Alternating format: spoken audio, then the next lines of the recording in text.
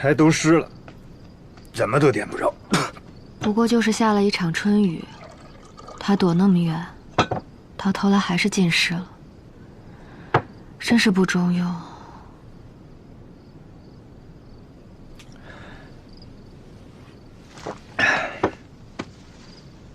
还记得小时候，你和你表妹轻拥拌嘴吗？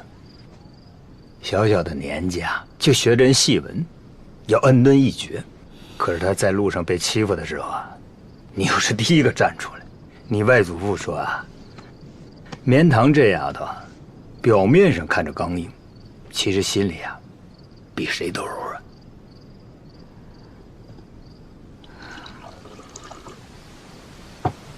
我说过，来此为了破除心中的魔障，你的魔障也是我的魔障。是，曾经我是想找回之前的一切，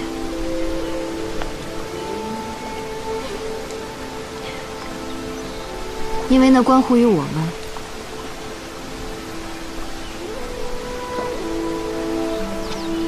夫君，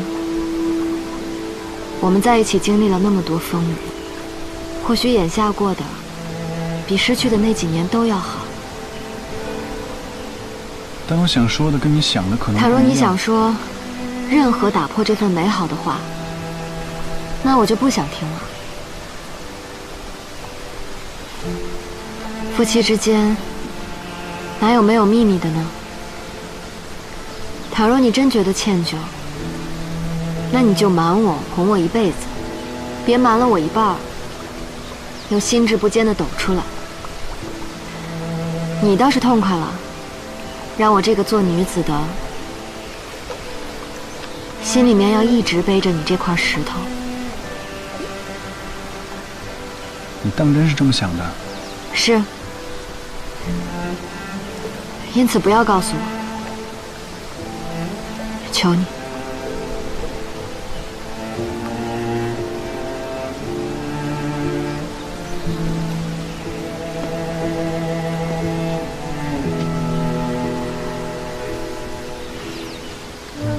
夫君，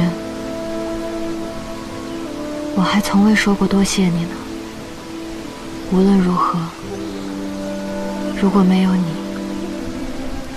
明堂或许早已不在人世间。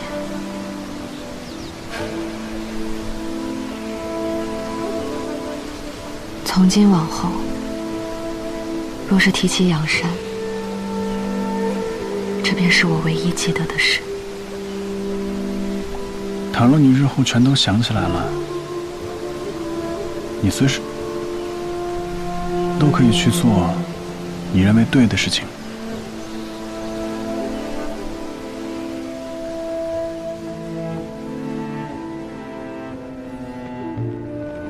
心软了？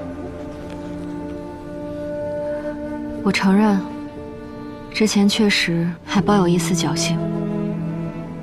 我在想，或许他也是被淮阳王所利用，或许他也是无可奈何。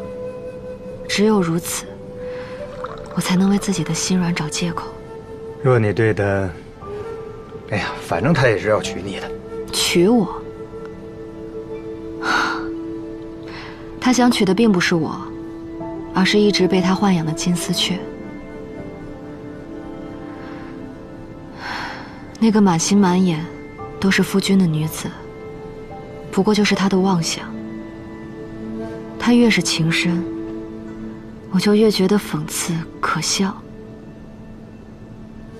这种自欺欺人的戏码我办够了，所以我不会再心软了。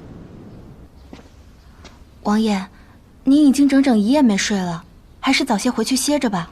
没事，退下吧。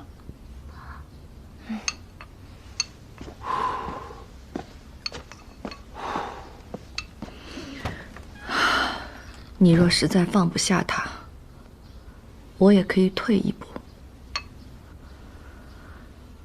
让他进府为妾。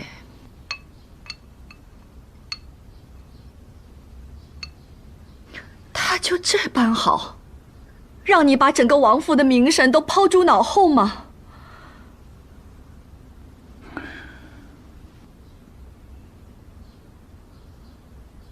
那父亲纳过多少妾室？10个、20个，又有多少外室是我们不知晓的？怎么？你要拿你父亲当挡箭牌吗？他胡闹，你也要跟着学？母亲，王府虽然锦衣玉食，却处处都是勾心斗角、炎凉世态。我知道母亲这些年过得不舒心，我又何尝不是呢？我一直以为，只要恪起守礼，不耽溺于私情，哪怕是相敬如宾，我至少不会让我的妻儿重蹈覆辙。母亲，为了她，我装成了普通百姓，小门小户的，要为了生计发愁，有太多琐碎的烦恼。可她却并不觉得愁苦，反倒活得肆意潇洒。她所愿所求，不过就是一生一世，夫妻同心。我这才知道，我错的有多厉害。喜乐是要拿真心去换的，可是我辜负了他，也高看了我自己。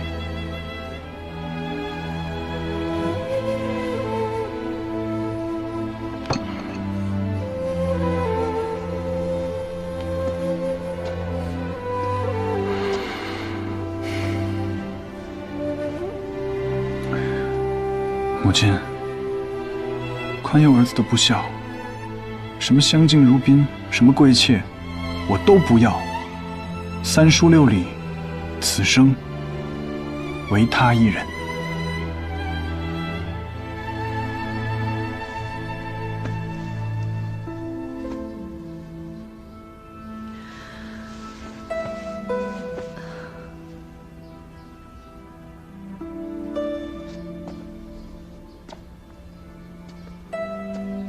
今日，我本打算认下秉兰，让你们重修旧好的。你心里如何想？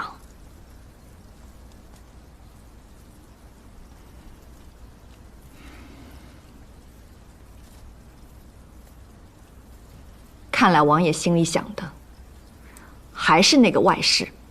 母亲，我死前就说过了，他不是什么外室。我无需知道他是什么人。秉兰已经退一步了，他说：“你若真心意那个柳姓女子，他定会给那个女子颜面，好好的帮衬你。你还要让他如何做呀？”堂堂王爷明知贼寇入关，不在母亲和百姓的身边，偏跑去北街那个温柔乡，这不是荒唐吗？这些我都可以不与你计较。你今日必须答应我，娶了秉兰。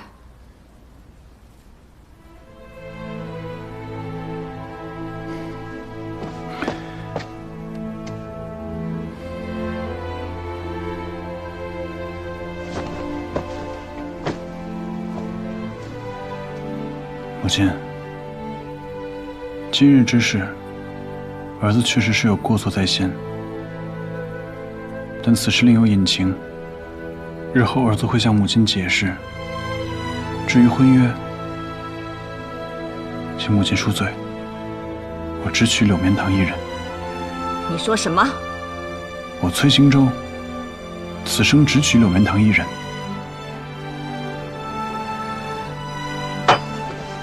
你混账！混账！混账！混账！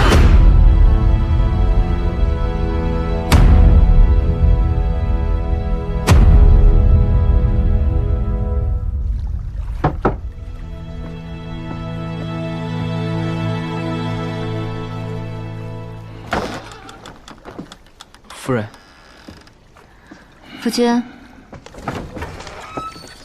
我来拿你换下的衣裳。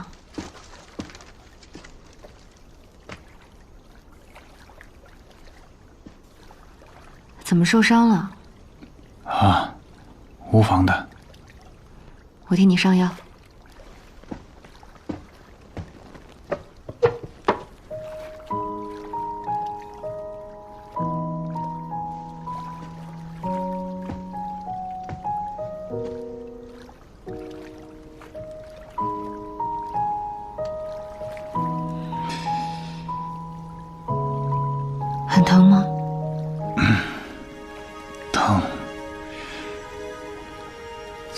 下手可不轻啊。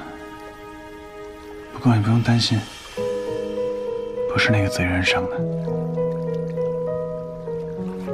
王爷处罚的我。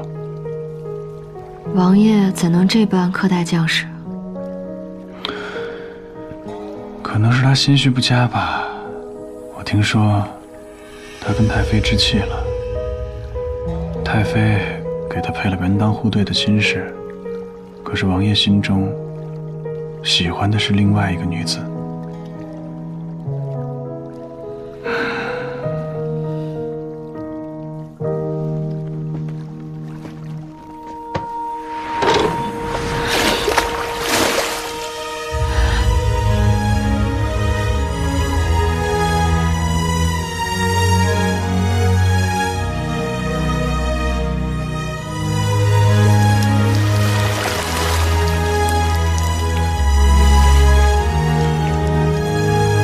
今日风凉，温泡对身体有好处。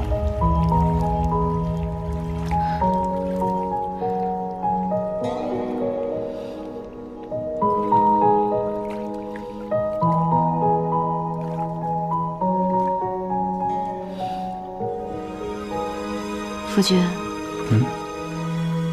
你方才说的贼人是仰山余党吗？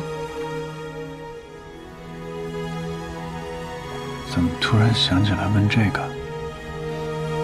就是有些好奇，毕竟曾经我也落入过他们之手。听街坊说，仰山贼首已向朝廷招安，那往后就再也不是我真州的敌人了。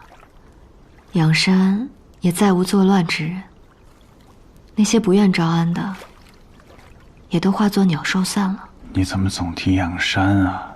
我们真州也不差呀。魔高一尺，道高一丈，王爷也赢了他们不少次。不少次，那是几次啊？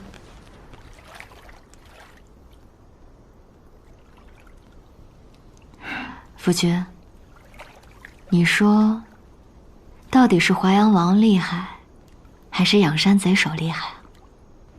他们之间恐怕再也分不出胜负了。自生死劫之后，上司伏羲引灯休战，可那贼首却偷袭了淮阳王。贼首偷袭？是啊，王爷也没有想到，向来守诺的贼首会出尔反尔，趁着军士歇息时暗算了他。王爷恼怒，想尽了一切办法，要战胜他，重创仰山。可那贼首就此销声匿迹，淮阳王设法诱不过他，既要战胜他，也想亲口的问一问，他为何要背弃约定。再后来，仰山就招安了，淮阳王便彻底失去了与他一决雌雄的机会。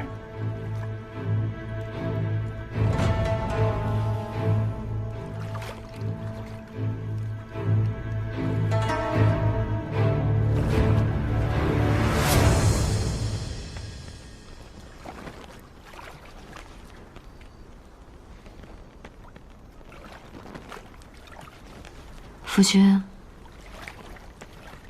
我想去一趟仰山。为何？我想破了心里的魔障。